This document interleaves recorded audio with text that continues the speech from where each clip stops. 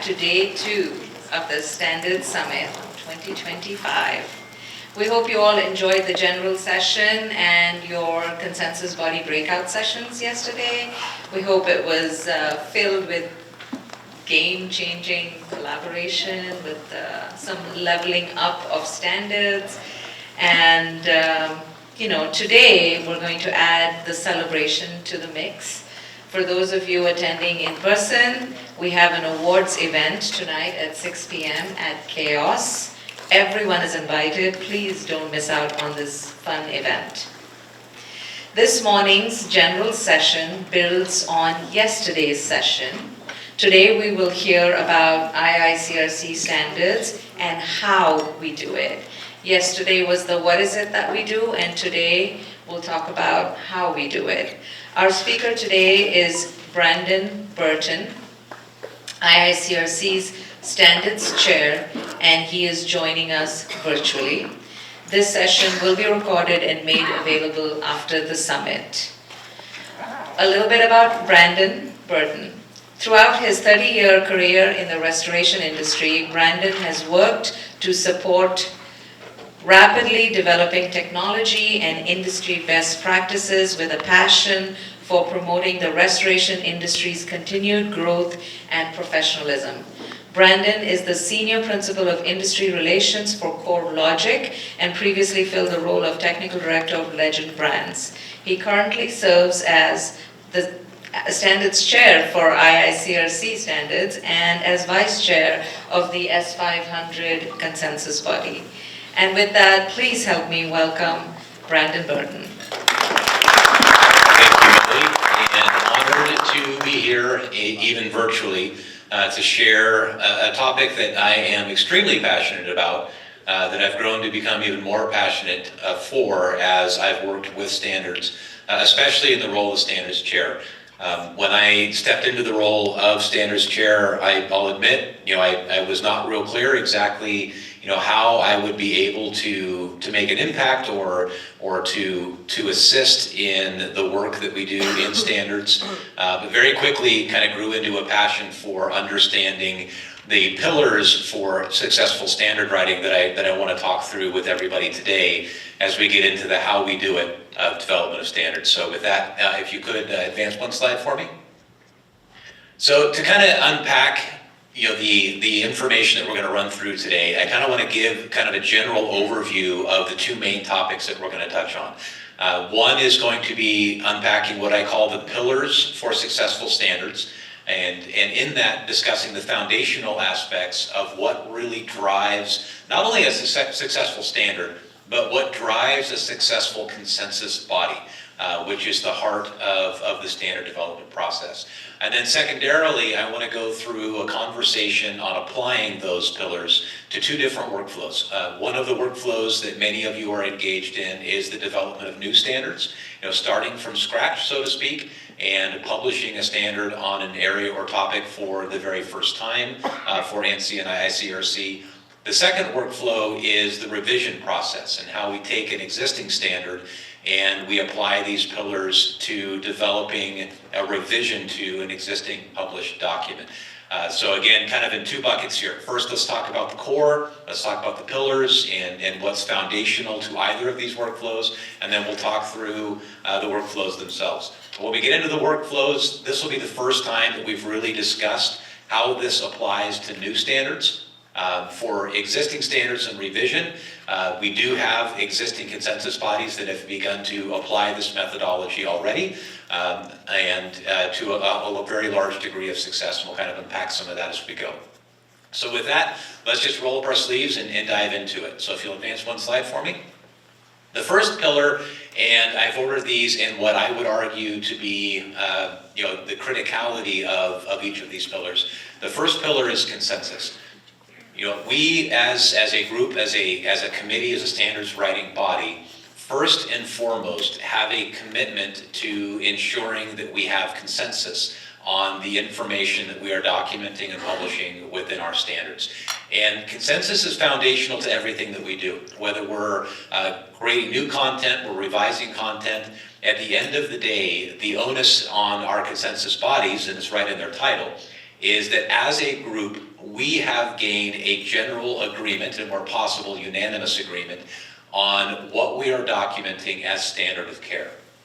And we've spoke extensively on what standard of care means and what standard of care represents.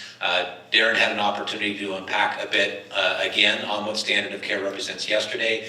And one of the things that I'll never pass on an opportunity to say as we talk about standard of care is that what we're gaining consensus on is what is common among reasonably prudent practitioners of the trade, right?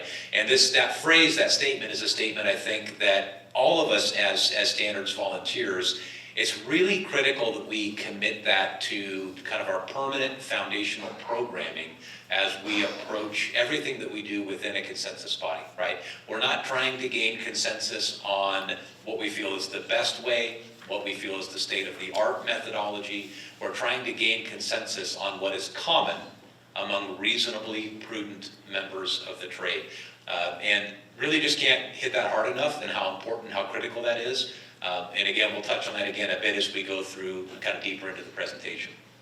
If you'll advance one slide for me. The second pillar for a successful workflow as a consensus body or product as a standard is documentation. And one of the things that that we've had as a part of our foundation for as long as I can remember being a part of standards is that we do have very solid documentation in a couple of the tools that we use within standards. And just real simply to overview those, we capture minutes, we record minutes, we validate that those minutes are accurate. We have motions to memorialize that. We have our working drafts as a document. We have track changes. These all serve critical pieces of the documentation. But what's missing in a lot of that documentation is what I like to call the what, the why, and the where, as it relates to understanding what the consensus body has actually done to derive what is the standard of care. And that's part of what I want to unpack here. And this will relate very deeply into the workflows when we get into it here in just a moment. But first, the what. What we need to document is, first and foremost, the exact scope of what we as a consensus body are setting out to do. So consensus on what will be included and the objective or procedural impacts that we are trying to accomplish through our standard of care language. And when I get into the workflows, I'll kind of explain what I mean by that and how that applies and why that's so critical to the process. We also need to document the why, the supporting information. As an entity, I think our standards consensus bodies as a whole have taken huge strides forward in this area. But supporting information such as sources, the reasons or logic that stand up the standard of care content and the authenticity of those sources, I think that we have improved in this area quite a bit.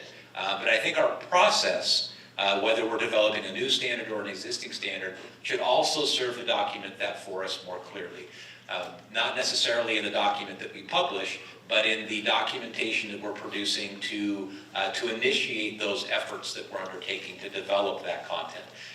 And again, I'll kind of allude a bit more to what I mean by that as we get into the workflows. If you'll advance one more slide for me. The next pillar for successful standard development is in the precision and clarity of the information that we're documenting. And the slide hasn't advanced on my end, I'm not sure if it has on yours. There we go.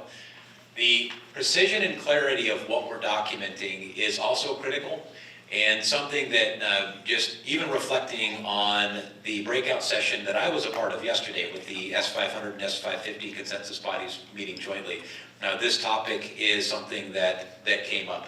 And just how important it is that the language that we are producing and that we're putting out to those that it truly serves, serving the project and the individuals that are managing and undertaking that project, whatever type of project it is. If we're not precise and we're not clear in the language that we're producing, it creates a significant amount of ambiguity. And ambiguity means the document itself isn't serving really its true purpose, which is to ensure at the end of the day that that project is being performed in a way that is consistent with what is common among those reasonably prudent practitioners. And there are lots of reasons why our language starts to lose its precision, starts to lose its clarity. Much of that comes from kind of a conflict with the fourth pillar that I'll get to here in just a second.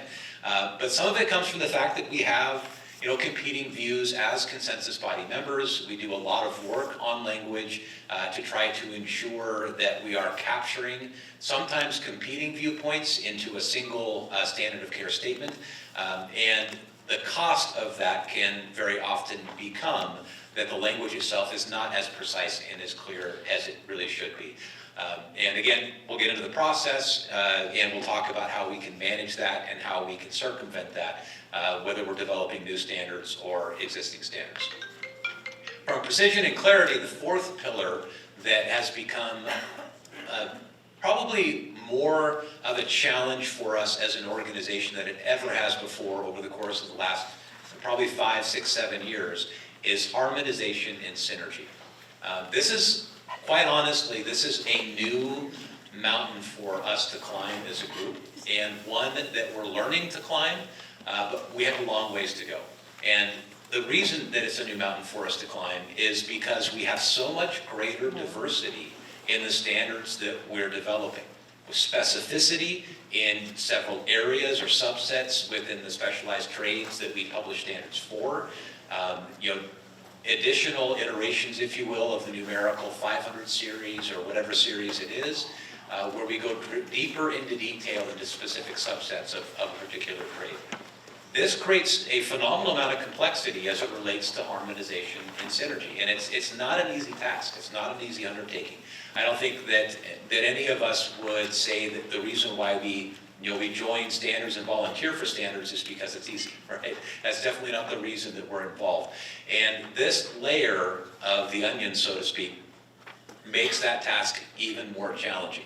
And it's also a reason why the documentation of and the kind of the guidance and guardrails of some process and procedure is so critical and so helpful as we move forward, so that we can do a better job of understanding how to harmonize various standards that we're developing and understand how those documents work together to create a synergy in whatever subject area those standards are addressing. So kind of recapping this on the pillars, first and foremost, consensus, right? Regardless of what it is that is provided to us for guardrails and guidance and suggestions on how we move forward in the development of standards, what you'll always hear me say first is at the end of the day, our documents are consensus of the body that has been selected to comprise that consensus body, right? Consensus rules. And that consensus, if it does rule, and it rules effectively, it addresses a lot of the other issues that we are, that are so critical to manage under the essential requirements, as long as consensus is truly honored. Documentation, so we have the information necessary to stand up where our standard of care language comes from, the sources for that information, and again, in process, we'll talk a little bit about why that's so critical. Precision and clarity, so that our users understand what we're documenting and they can apply what we're documenting. It's practical for the work that they're doing. And then lastly but not least, harmonization and synergy to ensure that our published standards between themselves don't create conflict. So those are the pillars. And again, to kind of stand this up, as we get into the process side, the heart of the presentation today, and talk about the new standards process and existing standards process, I want you to reflect on those four pillars and how what we're setting out to accomplish in either case is truly to honor those as the core principles of the standard writing process. So with that said, let's go ahead and dive into the workflows themselves. First, we'll start with the new standard writing, then we'll get into the revision of existing standards. So with writing a new standard, there are several different ways in which various consensus bodies have gone after and attacked the process of developing a new standard. And it can be a bit overwhelming at first when you're starting out from a blank sheet of paper and we're trying to develop what we have 10, 12, 14, 16 individuals in a room all have core areas of expertise in, although those expertise are all based on various experiences and not necessarily 100% synonymous, and then trying to Basically, synthesize that down into a single clear document for what is standard of care. And just how to start and where to start and how to get the process moving forward can be a very overwhelming task. And I think anybody who has chaired a new standard or vice chaired a new standard can definitely reflect on just how overwhelming that can feel. If it doesn't feel overwhelming just before the first meeting, it feels overwhelming after the first meeting when you realize just how much work there is to do.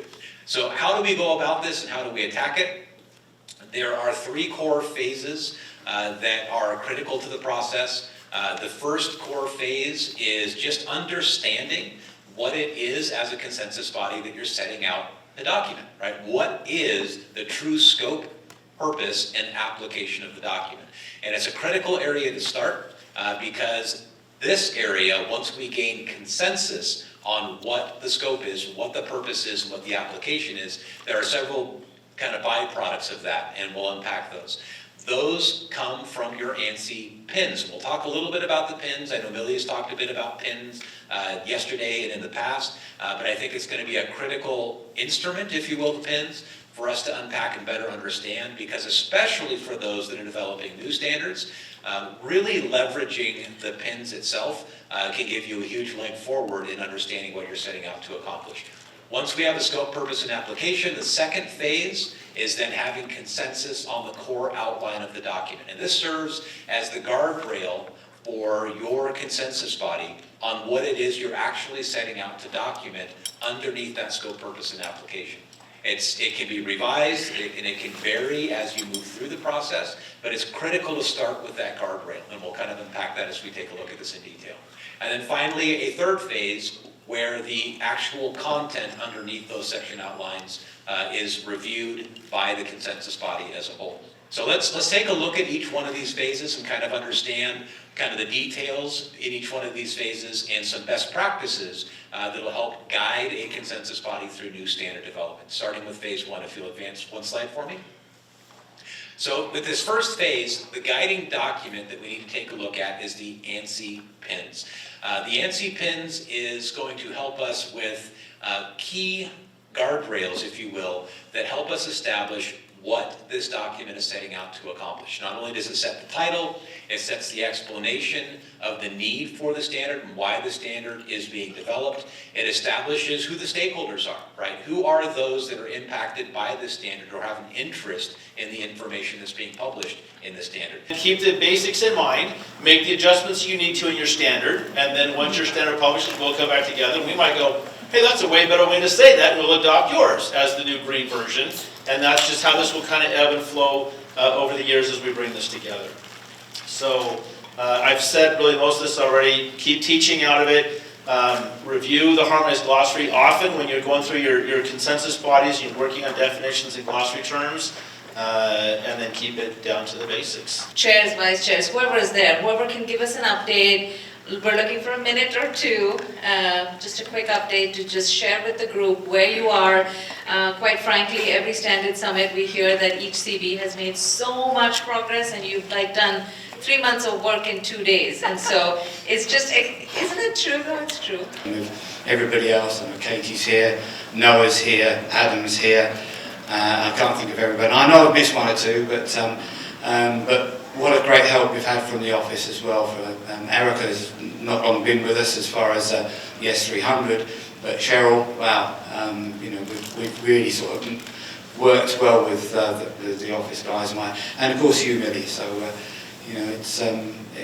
I think it's going to be a good document, and thank you for the opportunity to do it. So, I can't put any more to it than that, I'm afraid. So that's pretty good. Thank you, Paul.